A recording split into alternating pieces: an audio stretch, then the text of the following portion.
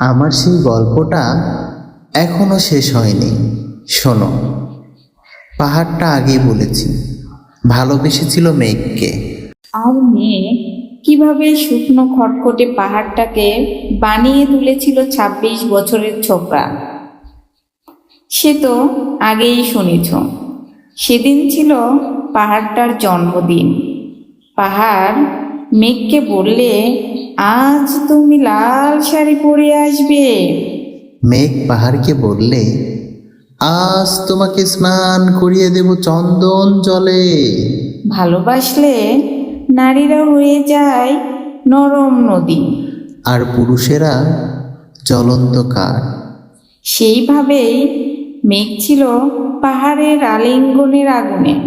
পাহাড় ছিল মেঘের ঢেউ জলে। হঠাৎ আকাশ জুড়ে বেজে উঠল ঝড়ের জগঝম্প। ঝাঁকড়া চুল উড়িয়ে ছিনতাইয়ের ভঙ্গিতে উড়ে এলো এক ঝাঁক হাওয়া। মেঘের আঁচলে টান মেরে বলল, ওঠ ছুরি, তোর বিয়ে।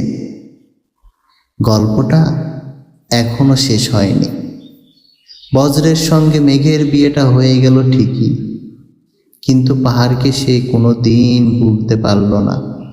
বিশ্বাস না হয়তো চিরে দেখতে পারো, পাহাড়টার হাড় পাঁজর সেখানে থই থই করছে শত ঝর্ণার জল।